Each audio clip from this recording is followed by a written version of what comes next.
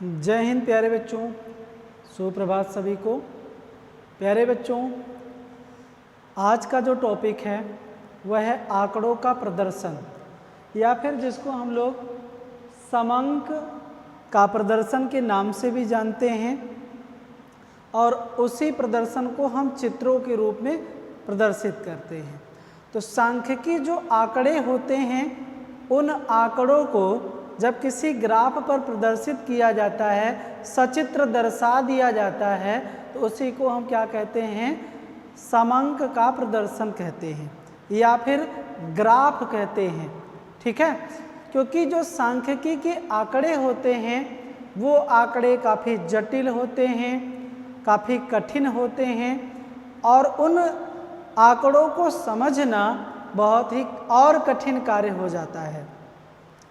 तो उसको उन आंकड़ों को समझने के लिए हम ग्राफ की सहायता लेते हैं, जिसकी सहायता से हमें आंकड़ों को समझना काफ़ी सरल हो जाता है। और आंकड़ों से आप विभिन्न देशों का, विभिन्न वस्तुओं का तुलनात्मक अध्ययन भी आसानी पूर्वक कर सकते हैं। वो चित्र काफ़ी सुंदर, आकर्षित बनाए जाते हैं, जिसकी सहायता से आप और अच्छे तरीके से समझने का प्रयास कर सकते हैं। तो हम लोग समझेंगे प्यारे बच्चों कि समांक किसे कहते हैं, या उन आंकड़ों का प्रदर्शन जब करते हैं तो उसको रेखा चित्र किसको कहते हैं, उसका अर्थ क्या होता है, परिभाषा क्या होता है, उसके गुण क्या होते हैं, दोष क्या होते हैं, लाभ क्या होते हैं, महत्व क्या होते हैं, इन सारी बातों को कहीं ना कहीं हम अध्ययन करेंगे। तो सबसे पहले हम लोग रेखा चित्र के अर्थ पर आते हैं। ठीक है, तो रेखा चित्र का अर्थ है कि जब दो या दो से अधिक चरों को अथवा एक चर के विभिन्न मूल्यों को रेखाओं, वक्रों या आकृति द्वारा प्रदर्शित किया जाता है, तो इस प्रकार की बनी आकृति को रेखा चित्र या ग्राफ कहते हैं। ठीक है, तो इसमें क्या कह रहा है कि जब हम दो या दो से अधिक चर कितने होने चाहिए? दो होने चाहिए या दो से अधिक होने चाहिए। ठीक है, अथवा एक चर के विभिन्न मूल्यों, एक ही चर हो सकता है लेकिन उसके मूल्य कई हो सकते हैं। तो क्योंकि हमें एक चर का तो हमेशा आप रेखा ग्राफ पे या रेखा चित्र का प्रदर्शन कर नहीं सकते हैं, तो इसलिए आपके पास दो चर होने चाहिए या फिर एक चर के कई मूल्य हों जिनका हम प्रदर्शन करें। वही बात कहा जा रहा है, चर मतलब वेरिएबल्स। ठीक है, तो कई वेरिएबल्स होने चाहिए। जैसे इसको समझाने के लिए मैं कह सकता हूँ कि मान लीजिए कोई वस्तु है जिसका उत्पादन ही हमें रेखा चित्र द्वारा अगर प्रदर्शित करना है, तो वस्तु मान लीजिए केले का ही उत्पादन है, एक वस्तु है केला, तो चर कितना है? एक चर है जो कि केला है, लेकिन उस वस्तु का उत्पादन कह रहा है विभिन्न मूल्यों। अब विभिन्न मूल्य, जैसे कि अभी केले का अगर प्राइस देखा जाए तो 60 रुपया 70 रुपया दर्जन है। ठीक है, तो अब हम देखेंगे 2024 में मूल्य कितना है, 2023 में मूल्य कितना था इसी महीने में, फिर 2022 में कितना था, फिर 2021 में कितना था, 2020 में कितना था। तो उसके आधार पे आप जब ये 3-4 साल ले लेते हैं, तब आपको प्रदर्शित करेंगे उसको, तब उस प्रदर्शन के आधार पे देख पाएंगे कि केले के मूल्य में गिरावट हुई है कि बढ़ोतरी हुई है। ये आप रेखा चित्र के माध्यम से ही जान सकते हैं आसानी पूर्वक। वही बात ये कह रहा है कि एक चर के विभिन्न मूल्यों को रेखाओं, वक्रों या आकृति द्वारा प्रदर्शित किया जाता है। तो इस प्रकार की बनी आकृति को रेखा चित्र या ग्राफ कहते हैं। तो अब प्यारे बच्चों, 4 साल का आप लोगों का केला का मूल्य मिल गया, तो उसका जो आप रेखा चित्रों द्वारा प्रदर्शन करेंगे उसी को हम क्या कहेंगे? ग्राफ कहेंगे। इतनी बात सबको समझ में आया? तो ग्राफ या रेखा चित्र बनाने की विधि को रेखा चित्रण या आलेख चित्रण या ग्राफीय चित्रण कहते हैं। तो ये जो रेखा चित्र बनाने की जो भी विधियां हैं, ठीक है, उसी को हम क्या कहेंगे, रेखा चित्र कहेंगे या ग्राफीय विधि के नाम से जानते हैं। ये था प्यारे बच्चों रेखा चित्र का अर्थ, जो कि आप लोगों के सामने रखा गया। आई होप आप लोग समझ में आ गया होगा कि रेखा चित्र कैसे बनता है, ठीक है, या किसे कहते हैं। अब एक परिभाषा के माध्यम से भी समझते हैं कि रेखा चित्र है क्या। तो सांख्यिकीय, नैदानिक या प्रयोगात्मक आंकड़ों का रेखाओं, वक्रों या आकृति द्वारा वास्तविक चित्रण ग्राफ कहलाता है। तो जो भी सांख्यिकीय आंकड़े हैं, एक ही शब्द को पकड़ते हैं क्योंकि नैदानिक, प्रयोगात्मक, तो लास्ट में ये आंकड़े। तो सांख्यिकीय जो आंकड़े हैं या आंकड़ों हैं का रेखाओं का क्या किया जाए, जब वक्रों द्वारा, जब किसी आकृति द्वारा उसको वास्तविक चित्रण ग्राफ कहलाता है। जब उसको क्या किया जाए, वास्तविक रूप से प्रदर्शित कर दिया जाएगा तो वही क्या कहलाएगा, ग्राफ कहलाएगा। जो चरों के मध्य संबंधों को क्या करेगा, प्रदर्शित करेगा। तो जो चर हैं उस चरों के मध्य क्या करेगा, संबंध को दर्शाएगा, ठीक है। तो मान लीजिए दो चर ले रहे हैं हम लोग, तो दो चर, एक हो गया केला, एक हो गया सेव। अब इन दोनों के बीच में संबंध को अगर समझना है तो आप ठीक उसी तरीके से क्या ले लीजिए, सेव और केला ले लीजिए, और उसके पश्चात आप फिर ईयर ले लीजिए और सेव केला का देख लीजिए। तो आपको देखने को मिलेगा कि 2024 में केले का दाम ज़्यादा था कि सेव का दाम ज़्यादा था, ठीक है। फिर उसके बाद 2023 में देख लीजिए किसका दाम ज़्यादा था। इसी तरीके से आप तुलनात्मक अध्ययन कर सकते हैं दो चरों में। इसी तरीके से आप तीन चर ले सकते हैं, जैसे सेव, केला, मौसम्बी हो गया ना, या संतरा हो गया, तो कोई भी तीन चर ले सक करके आप विभिन्न अंतर देख सकते हैं। तो ये ग्राफ के द्वारा आप आसानी पूर्वक एक दूसरे के चरों के बीच में संबंध को प्रदर्शित किया जाता है, ठीक है बच्चों। अब उसके बाद है विशेषताएं। तो पहली विशेषता है कि रेखा चित्र में हमेशा अक्षभुजा, जिसको हम लोग यक्ष अक्षिस बोलते हैं या हिंदी में इसको यक्ष अक्ष बोलते हैं, पर स्वतंत्र चर को दर्शाना चाहिए, ठीक है। यक्ष एक्सिस पे स्वतंत्र चर को दर्शाना चाहिए, ठीक है, पहली विशेषता ये कह रहा है। और वाई एक्सिस पे क्या दर्शाना चाहिए, परतंत्र को दर्शाना चाहिए। जब आप चित्र बनाते हैं, ऐसे यहीं पे मैं लिख दूं, इस तरीके का ग्राफ बनाते हैं, तो यहाँ पे क्या होगा, ये वाई एक्सिस होगा, ये जीरो जो मुख्य बिंदु कहा जाता है, और यहाँ पर यक्ष अक्ष बोला जाता है। तो यक्ष अक्ष पे क्या रहा है कि हमेशा स्वतंत्र चर को दर्शाना चाहिए, ठीक है, और इस पे परतंत्र चर को दर्शाना चाहिए, ठीक है बच्चों।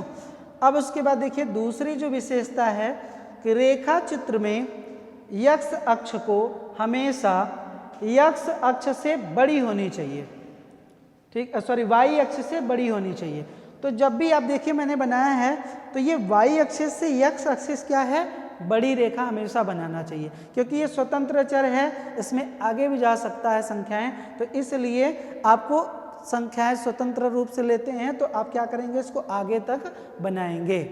इसीलिए इसको हमेशा क्या करना चाहिए, बड़ा बनाना चाहिए, और इसको मान करके, क्योंकि इसी पर आश्रित होता है, इसी डाटा पर ये आश्रित होता है, तो इसलिए इसको क्या करते हैं, परतंत्र चर को छोटा बनाते हैं और स्वतंत्र चर को बड़ा बनाते हैं, रेखा को, ठीक है।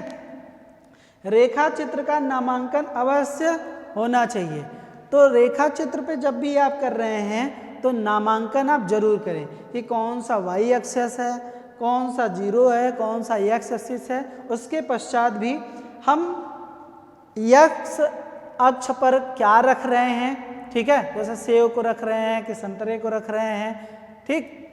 तो इस चीज़ को दर्शाना बहुत जरूरी है कि यक्ष अक्ष पे हमने क्या रखा हुआ है। ठीक उसी तरीके से वाई अक्ष पे भी दर्शाना बहुत जरूरी होता है। यक्ष और वाई को आप दर्शा लिए, ठीक। उसके बाद अब इस पे आप जो भी चीज़ें लिए हैं, तो जो संख्या है उस संख्याओं को भी इस तरीके से दर्शाना जरूरी होता है, चाहे वो यक्ष अक्ष पर हो चाहे वो आपका वाई अक्ष पर हो। तो दोनों के मान को दर्शाना जरूरी होता है प्यारे बच्चों। ठीक है, और जब नाम ही नहीं लिखेंगे एक तरीके से एक्स एक्सिस पे, वाई एक्सिस पे, तो पता क्या चलेगा कि आपने किसको कहाँ पर दर्शाया हुआ है। तो ग्राफ को अच्छे तरीके से अगर समझना है तो नामांकन करना उसका बहुत जरूरी है। ठीक, समझ में आया ना। अब उसके बाद चौथा जो विशेषता है, रेखा चित्र की माप यथार्थ होनी चाहिए। ठीक है, वास्तविक होनी चाहिए, और वास्तविक जो आपका आंकड़ा है या समंक है उसके आधार पर आप माप लेंगे और माप के आधार पर ही इसका प्रदर्शन यहाँ पर किया जाएगा। तो हमेशा जो रेखा चित्र पे माप होना चाहिए वो यथार्थ होना चाहिए। ठीक है, ये भी ध्यान रखना चाहिए। रेखा चित्र आकर्षित लगना चाहिए, सुंदर दिखना चाहिए, कलरफुल दिखना चाहिए। आप विभिन्न प्रकार के रंगों का प्रयोग कर सकते हैं, विभिन्न प्रकार के चाक या फिर विभिन्न प्रकार के मार्कर का भी प्रयोग करके आप रेखा चित्र को सुंदर, आकर्षित, समझने योग्य बना सकते हैं। ठीक है, जैसा कि मैं एक उदाहरण के रूप में बताऊं आप लोगों को कि आप प्यारे बच्चों सभी लोग लगभग मैच देखते होंगे। आजकल IPL का मैच चल रहा है ना, तो उस मैच में आप देखे होंगे कि 2 टीमें हैं। तो यहाँ पर क्या है, 2 चर है। ठीक कह रहा ना, 2 या 2 से अधिक चर। तो मान लीजिए 2 चर हैं, वो कौन सा, एक कोई भी टीम जो आपकी फेवरेट होती है, जैसे मान लीजिए चेन्नई सुपर किंग एक टीम आप लोगों की फेवरेट हो जाती है धोनी को लेकर के। फिर उसके बाद कोई कह देता है कि मेरा रॉयल चैलेंज बेंगलोर वाला टीम फेवरेट है। तो दोनों अगर टीमों का एकदम से दर्शाना हो गया रेखा चित्र पे, तो हम क्या करते हैं कि पहले यहाँ पर ओवर को दर्शा दिया जाता है। ठीक है, और यहाँ पर रन को दर्शा दिया जाता है। वाई एक्सिस पे क्या दर्शाएंगे, क्योंकि यहाँ पर क्या है, ओवर है और यहाँ पर रन दर्शा दिए। तो अब प्यारे बच्चों देखिएगा कि यहाँ पे लिखना आपको जरूरी है। नीचे लिखेंगे कि एक्स अक्ष पे क्या दर्शाया गया है, ओवर दर्शाया गया है और इस पे रन दर्शाया गया है। ठीक है, तो एक मान लीजिए ये पहला ओवर है, चेन्नई खेल रही है। ठीक है, अब चेन्नई खेल रही है, पहला ओवर है जिसमें हमने यहाँ पे दर्शा दिया 5, 10 रन, 15 रन, 20 रन, 25 रन, मान लीजिए यहाँ तक दर्शा दिया। 30 रन हाईएस्ट मार सकते हैं कोई भी, वैसे मारने के लिए तो लोग 36 रन मार देते हैं। ठीक है, 6 छक्का मार देंगे। तो यहाँ पे आप 35 तक बना लीजिए, और यहाँ पे क्या करिए, ओवर 1, 2, 3, 4, 5 ऐसे 20 तक बना लीजिए। ठीक, तो अब यहाँ पे देखिए क्या हो गया, स्वतंत्र चर आपका लंबा बनेगा, मतलब 20 ओवर अगर आपको बनाना है तो ये काफ़ी लंबा बनेगा। लेकिन अगर यहीं पे देखिए वाई अक्ष बनाना है तो आप बहुत लंबा नहीं बना सकते हैं, बहुत बनेगा। तो देखिए यहाँ पे 5-5 का डिफरेंट या 2-2, 3-3 का भी अगर रन जाता है तो इसका भी बनाएंगे तो बहुत ज़्यादा लंबा नहीं बनेगा। कितना जा सकता है, बहुत जाएगा। तो आप देखिए 36 रन जा सकता है एक ओवर में ऐसे, तो 5-5 का अंतराल करके बना लीजिए। ठीक, तो ये बहुत लंबा नहीं होगा, उसकी अपेक्षा ये ज़्यादा लंबा होगा। बात समझ में आया, जो इसकी विशेषता कह रहा है। तो अब आपको क्या करना है, एक ओवर में मान लीजिए ओपनिंग करने धोनी ही आ गए। ठीक, तो यहाँ पर पहले ही ओवर में उन्होंने क्या किया, 20 रन मार दिया। तो ये इस तरीके से दर्शा दिया गया। अब उसके पश्चात मान लीजिए ये दूसरा ओवर है, दूसरे ओवर में क्या हुआ, धोनी की यहीं पे विकेट गिर गई। ठीक, विकेट गिर गई, फिर भी 10 रन बना। तो यहीं पे दिखाया जाता है कि 10 रन बन गया और उसके बाद एक विकेट गिर गया। ठीक इसी तरीके से हर एक ओवरों का एनालिसिस करके बनाया जाता है। तो एक चर का ये दिखाया गया जिसमें CSK का दिखाया गया है। अब जब दूसरा भी टीम खेलने लगता है तो तुलनात्मक अध्ययन भी करा देते हैं वहीं पे कि पहले ओवर में चेन्नई ने कितना बनाया था, पहले ओवर में चेन्नई ने 25 रन बनाया, लेकिन दूसरे और यहीं पे बेंगलोर जो है वो कितना बना दिया, तो उसने 30 रन बना दिया। ठीक है, 30 रन बना दिया बिना विकेट खोए। तो यहीं पे बगल में दिखा देंगे कि क्या किया गया, पहले ओवर में चेन्नई ने 25 रन बनाया और बेंगलोर ने कितना बना दिया, 30 रन बना दिया। तो कहेगा कि पहले ओवर की तुलना करना है, तो कहेगा CSK की अपेक्षा बेंगलोर अच्छी स्थिति में है। बिंदु रेखी प्रदर्शन भी कर सकते हैं। तो 2 चरों का आप कहीं ना कहीं क्या कर रहे हैं, इसका प्रदर्शन इस ग्राफ पे कर दे रहे हैं प्यारे बच्चों। ठीक है, तो अब इसके लिए आप देखे होंगे कि काफ़ी कलरफुल भी यूज किया जाता है। दोनों टीमों का कलर अलग अलग कर दिया जाता है। जैसे इसको कर देंगे तो पीले रंग से कर देंगे, इसको क्योंकि पीला सिंबल है उन लोगों का, तो इसको करेंगे तो रेड कलर से कर देंगे, उसका रेड सिंबल है। देखने में भी सुंदर लगता है ग्राफ, और आसानी से आप देख करके तुलना कर लेते हैं। ओह, कहाँ पिछड़ गए हम, पहले ओवर में ही पिछड़ गए थे चेन्नई वाले, इसमें इतना बना दिया गया, इसमें दूसरे ओवर मान लीजिए फिर भी बनाया है, 20 रन बना दिया ना, और कोई विकेट नहीं खोया, तो कहेंगे कि चेन्नई वाले यहीं भी डाउन हो गए। यहाँ पे एक विकेट गिर गया था, इन लोगों का विकेट नहीं गिरा और दूसरे ओवर में भी 20 रन बना दिए। तो ज़्यादा कहीं ना कहीं मार्जिन में, तुलनात्मक अध्ययन में कहीं ना कहीं अच्छा कंडीशन में बेंगलोर दिख रहा था, इसीलिए मैच जल्दी जीत गया। तो आप क्या करते हैं, ग्राफ के माध्यम से भी आप पर ओवर भी देख करके बताते रहते हैं, तुलनात्मक अध्ययन करते रहते हैं कौन अच्छी स्थिति में है। तो ये दंडाकृति में है। आप बिंदु रेखी प्रदर्शन भी देखे होंगे कि इस तरीके से बनाया जाता है। पहले ओवर में इतना था तो यहाँ ले जाएंगे, ठीक है, तो यहाँ पे दिखा देंगे क्या, चेन्नई का ना, उसके बाद यहाँ पे दिखा, मान लीजिए ये चेन्नई का ही चल रहा है, ऐसे चल रहा है, फिर उसके बाद धड़ाम से यहाँ गिर गया, इतना ही रन गया, फिर उसके बाद ऐसे जा रहा है। तो अब उसके बाद जब बेंगलोर का करेंगे ना, तो बेंगलोर का यहाँ से लेके जाएंगे और कहेंगे देखिए पहले ही ग्राफ इनका ऊपर चला गया, चेन्नई की अपेक्षा ऊपर चला गया, ये चेन्नई का है और ये बेंगलोर का है। फिर उसके बाद कहेंगे कि देखिए यहाँ भी इन लोगों का ग्राफ अच्छा जा रहा था, ऊपर ही जा रहा था। इसका मतलब ये है प्यारे बच्चों कि इस तरीके का डायग्राम, मैं बस इतना ही बताना चाहता हूँ आप लोगों को कि रेखा चित्र कहीं ना कहीं आप क्रिकेट में भी देखते होंगे, वहाँ पर बना रहता है, जो कि क्या है, रेखा चित्र आकर्षक लगता है आप लोगों को, जिसके वजह से आप आंकड़ों का प्रदर्शन अच्छे तरीके से करते हैं। ठीक है, आई होप आप लोगों को समझ में आया होगा कि क्या मैं बताना चाहता हूँ। तो इस तरीके से कहीं ना कहीं रेखा चित्र की विशेषताएं हैं। ठीक, तो इसको आप लोग नोट कर लें, फिर हम लोग आगे बढ़ेंगे। नोट कर लीजिए पहले।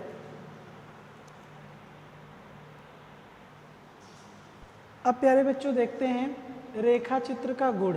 ठीक है, तो आप देखेंगे कि रेखा चित्र के निम्नलिखित गुण होते हैं, जिसमें पहला गुण तो यही होता है कि रेखा चित्र को अंकों के अपेक्षा अगर चित्रों के माध्यम से समझना हो या रेखा चित्रों के माध्यम से समझना हो तो वो काफ़ी आसानी से आप समझ सकते हैं। ठीक है, तो अंकों की अपेक्षा रेखा चित्र समझना क्या है, बहुत सरल है। पहला गुण तो यही देखने को मिलता है।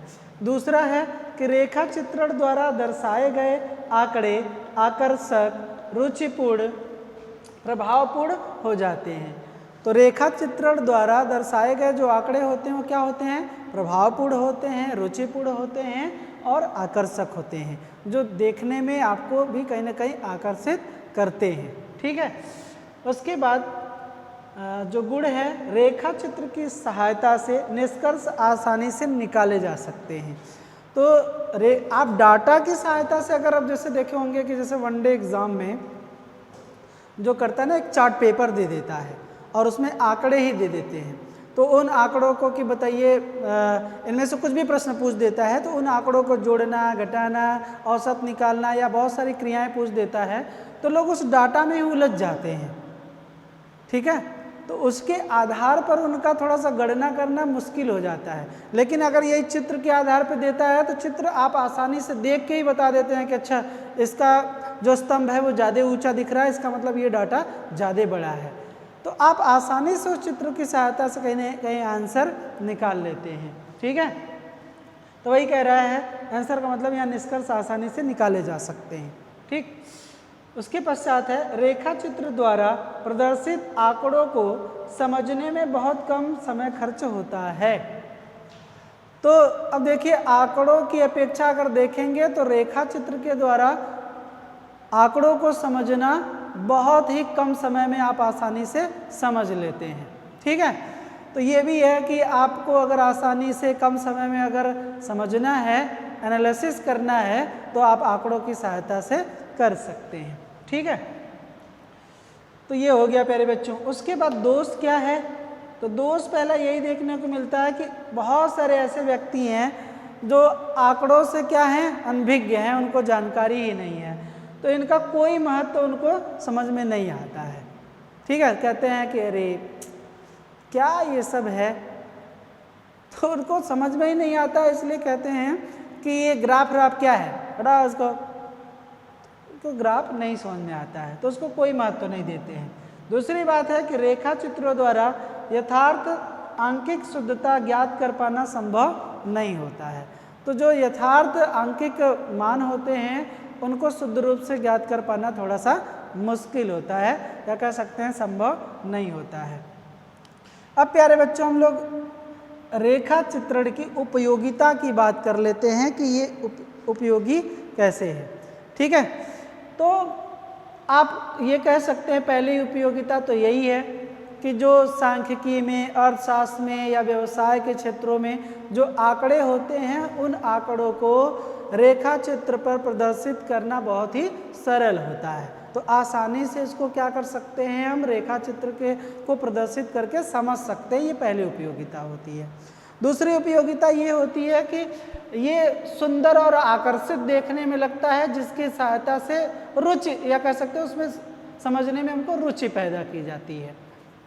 ठीक है, तीसरी जो इसकी विशेषता होती है वो ये होती है कि रेखा चित्रण की सहायता से बहुलक हो गया, माध्यिका हो गया या फिर चतुर्थक हो गया, इन सब को समझना ना बहुत आसान हो जाता है आपका। ठीक है, तो इन सब चीज़ों को रेखा चित्रण की सहायता से ही समझ सकते हैं।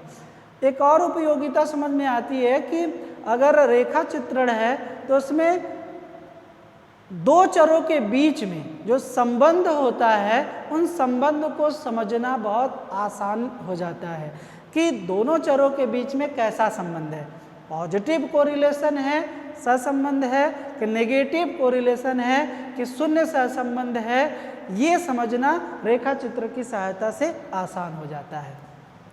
ठीक है, और अगर उपयोगिता की बात करें तो रेखा चित्र जो होता है वो विभिन्न कलरफुल रंगीन मार्कर या चाक की सहायता से समझना या प्रदर्शित किया जा सकता है। ठीक है, तो ये इसकी कुछ विशेषता उपयोगिता है जो आप लोगों को भी समझना जरूरी होता है। ठीक है, तो रेखा चित्र द्वारा समझने में बहुत ज़्यादा समय नहीं लगता है, ये भी इसकी उपयोगिता हो जाती है कि रेखा चित्र द्वारा जब कोई व्यक्ति आंकड़ों को समझता है तो उसको समझने में बहुत ज़्यादा समय उसको नष्ट नहीं करना पड़ता है, वो आसानी से उसको समझ लेता है।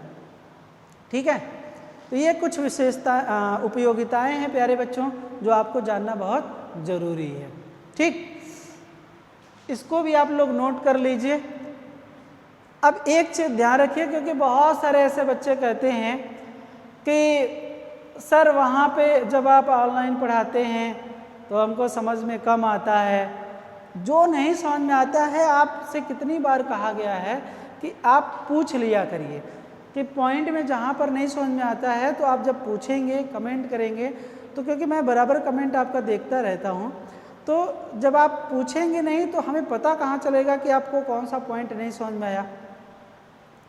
अब जब मैं दूसरा क्लास लेने जाऊँगा तो वो पॉइंट को सबसे पहले जो भी डाउट्स रहेंगे उसको ले करके फिर आगे बढ़ेंगे।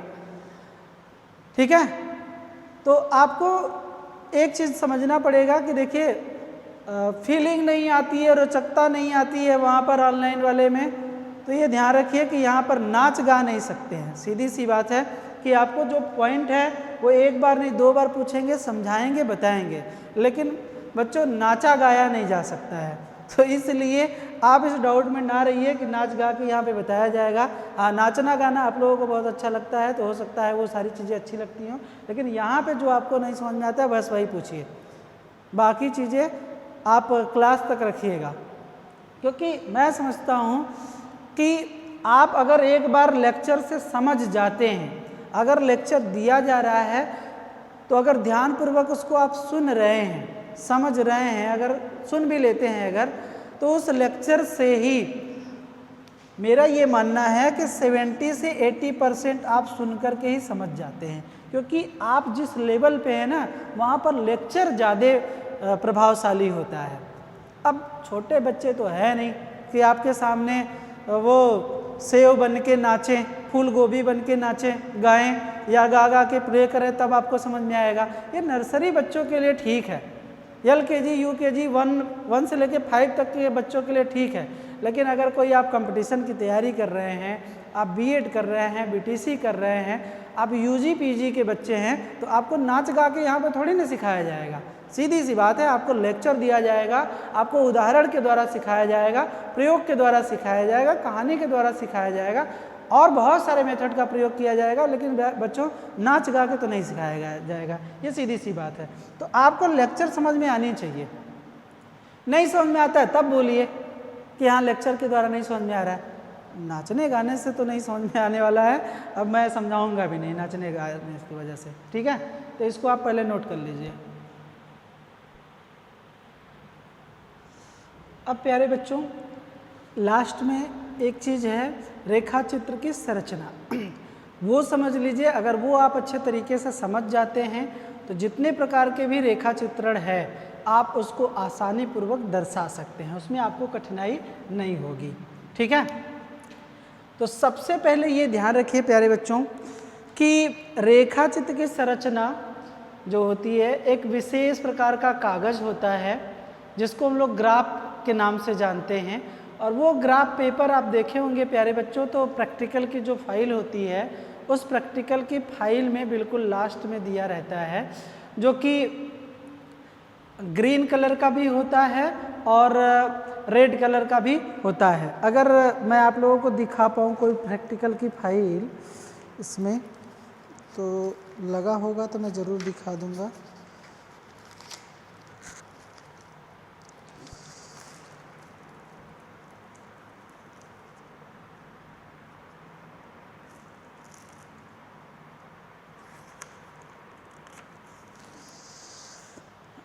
अभी इस टाइम यहाँ पर वो फाइल नहीं है, लेकिन फिर भी मैं आपको अगर बताऊं तो आप समझ सकते हैं। इस तरीके का प्रैक्टिकल के जो इंटर हाई स्कूल की कॉपियाँ आती हैं प्रैक्टिकल के बच्चों के लिए, तो उसमें आप देखेंगे तो एक ग्रीन कलर की फाइल आती है जिसमें आप देखेंगे पेज रहता है, पीछे 4-5 पेज रहता है बच्चों को ग्राफ बनाने के लिए। तो बिल्कुल ऐसे 10-10 ये आपके खाने रहते हैं बीच में, ठीक है, ऐसे रहता है, जिसमें आप कहेंगे कि एक एक वर्ग सेमी के खाने बने रहते हैं, ठीक है। ये इस तरीके का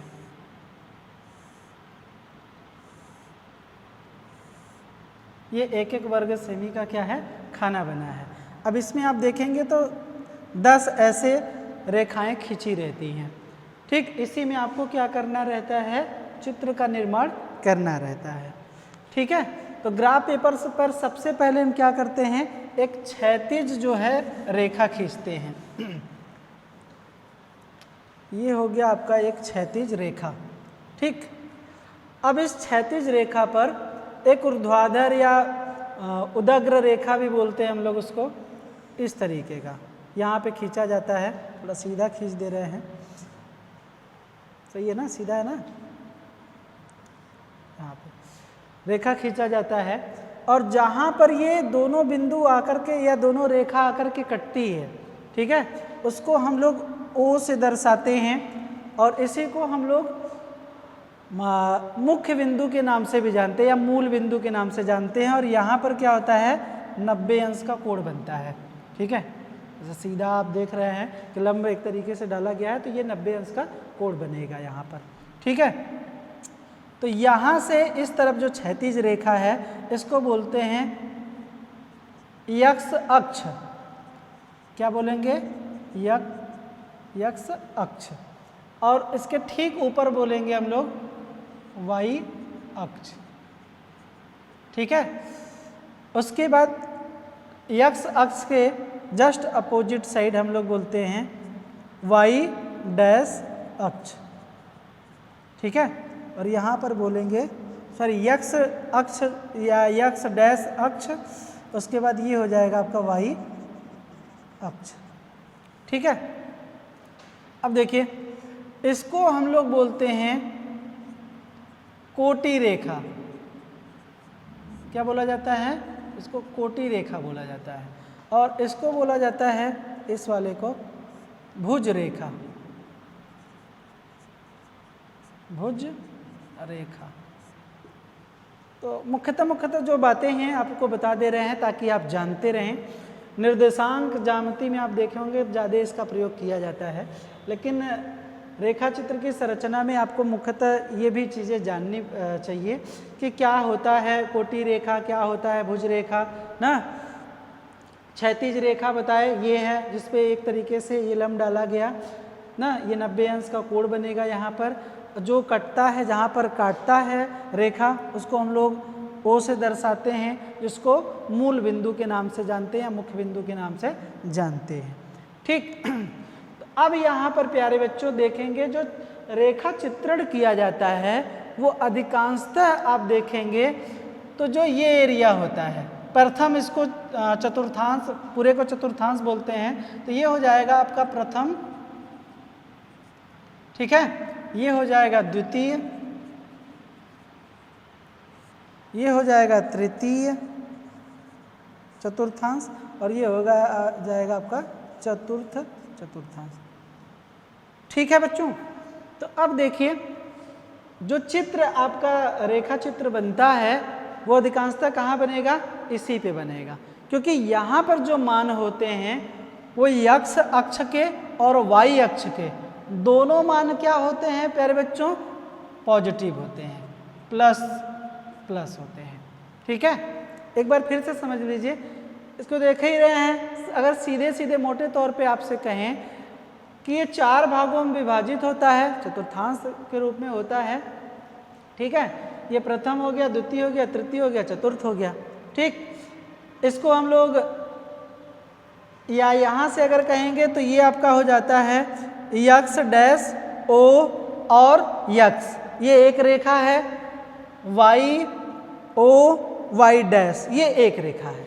ठीक है, जिसमें हम इसको क्या कहते हैं, इसको कोटि रेखा कहते हैं और इसको भुज रेखा कहते हैं। जैसा आप लोगों को मैंने रेखा चित्रण की विशेषता में बताया था कि ये रेखा क्या होती है, स्वतंत्र होती है, जिसपे स्वतंत्र चरों को दर्शाने का काम करते हैं और इस पर परतंत्र चरों को दर्शाने का काम किया जाता है। ठीक, तो इसमें जो रेखाएं होती हैं प्यारे बच्चों ये इस तरीके की, तो सबसे ज़्यादा रेखाओं का जो प्रदर्शन होता है वो प्रथम चतुर्थांश में किया जाता है, क्योंकि यहाँ पर x अक्ष का मान भी धनात्मक होता है और y अक्ष के मान का भी धनात्मक होता है। द्वितीय चतुर्थांश में अब देखते हैं तो यहाँ पर x का जो मान होता है वो ऋणात्मक होता है और y अक्ष का जो मान होता है वो आपका धनात्मक होता है। ठीक है बच्चों, तो यहाँ पर द्वितीय अक्ष में या चतुर्थांश में ऋणात्मक मान किसका होता है, x अक्ष का, और y अक्ष का क्या होता है, धनात्मक मान होता है। तृतीय जब आप चतुर्थांश की बात करते हैं तो यहाँ पर जो x का मान होता है वो ऋणात्मक होता है और y का मान भी क्या होता है, ऋणात्मक होता है। ये बीच में कामा लगा दे रहे हैं ताकि आपको समझ में आए, दोनों मान यहाँ पर क्या होते हैं, ऋणात्मक होते हैं। ठीक, और चतुर्थांश में x का मान क्या होता है, प्लस होता है और y का मान क्या होता है, ऋणात्मक होता है। तो ये है प्यारे बच्चों रेखा चित्र संरचना। और मैंने पहले ही आप लोगों को बताया कि जो संरचना का निर्माण करेंगे वो प्रथम चतुर्थांश में सबसे ज़्यादा किया जाता है। ठीक है, तो इसको मूल बिंदु बोलते हैं, इसको x अक्ष जिसको क्षैतिज रेखा बोलते हैं, इसको y अक्ष जिसको हम लोग उदग्र रेखा के नाम से जानते हैं। एक चीज़ और जान लीजिए, कभी कभी क्या होता है ना कि आपसे मान पूछ दिया जाता है या कह दिया जाता है, दे दिया हुआ है कि 2-3 मान दे दिया हुआ है, लेकिन आपसे यहाँ पर सांख्यिकी के रूप में नहीं पूछेगा, क्योंकि -2 -5 ऐसा माइनस में मान नहीं पूछता है कि आप यहाँ आकर के चित्र बनाएं। ऐसी कंडीशन आपके एजुकेशन में नहीं बनता है, तो इसलिए मैं आपको अलग से कुछ चीज़ें नहीं बताऊंगा जिसमें आप भ्रमित हों। आप सीधा सीधा जानिए कि बस मान जो रेखा चित्रण होगा आप इसी में ज़्यादा प्रयोग करेंगे। ठीक है, इसी में आपको कहीं ना कहीं प्रदर्शित ज़्यादा करना पड़ेगा। ठीक बात, और तो कुछ रह नहीं गया जो आपको ना समझ में आया हो या ना बताने लायक आप ना समझ पाए हों। ठीक। तो ये हो गया आप लोगों का। ठीक है, मोटे मोटे तौर पर आप समझ ही गए कि यहीं पे सब कुछ निर्माण कहीं ना कहीं किया जाएगा ना। तो अब हम लोग देखिए, एक चीज़ आपको मैं बता दूं कि यहाँ जो भी चित्र बनेगा वो प्यारे बच्चों पैमाने के आधार पर चित्र का निर्माण किया जाता है। अगर पैमाना चित्र चेंज तो उसके कहीं ना कहीं चित्र भी चेंज हो जाते हैं, मान भी परिवर्तित हो जाते हैं। तो इसलिए आप जब भी बनाएंगे तो इसको यहाँ चित्र जब बनाएंगे तो पैमाना मान करके बनाते हैं। ठीक है, तो इसलिए कहीं ना कहीं आपको ये जानना बहुत ज़रूरी है कि पैमाना भी किस तरीके से माना जाता है। ठीक, तो इसको नोट कर लें आप लोग, फिर हम लोग आगे बढ़ेंगे। अच्छा, एक बात और रहेगी जो आपको बताना भी ज़रूरी है, महत्वपूर्ण है। वो ये है कि आपके मन में ये प्रश्न चल रहा होगा कि हम प्रथम चतुर्थांश में ही सर चित्र का निरूपण ज़्यादा क्यों करते हैं या क्यों किया जाता है। तो क्योंकि इसका प्रयोग आप व्यावसायिक क्षेत्रों में करते हैं, सांख्यिकी के क्षेत्रों में करते हैं, उद्योग के क्षेत्रों में करते हैं, तो उनके जो भी मान रहते हैं ना वो हमेशा धनात्मक ही आते हैं। तो इसलिए चित्रण का जो निरूपण होता है वो प्रथम चतुर्थांश में ही किया जाता है प्यारे बच्चों। ठीक है, तो जो भी चित्र बनाएंगे आप प्रथम चतुर्थांश में ही बनाएंगे। तो आज के लिए इतना ही है प्यारे बच्चों, बहुत ज़्यादा अगर बता देंगे तो आप कंफ्यूज हो जाएंगे। तो इसलिए आज के लिए इतना ही। फिर उसके पश्चात जब हम लोग बात करेंगे आपका रेखा चित्रों के प्रकार की, तब उसमें हम लोग पढ़ेंगे स्तंभ रेखा, दंड रेखा, तुलनात्मक रेखा या आवृत्ति स्तंभाकृति, आवृत्ति बहुभुज ना, या फिर आवृत्ति या संचयी आवृत्ति बहुभुज। तो ये बहुत सारे प्रकार हैं जहाँ पर आप कहीं ना कहीं इस चीज़ों को पढ़ेंगे और समझेंगे। ठीक है, तो ये नेक्स्ट क्लास में पढ़ाएंगे आप लोगों को कि जो रेखा चित्रों के प्रकार हैं। आज तक इतना ही रखते हैं। ठीक है, इसको नोट कर लीजिए सब लोग ताकि आप जानते रहें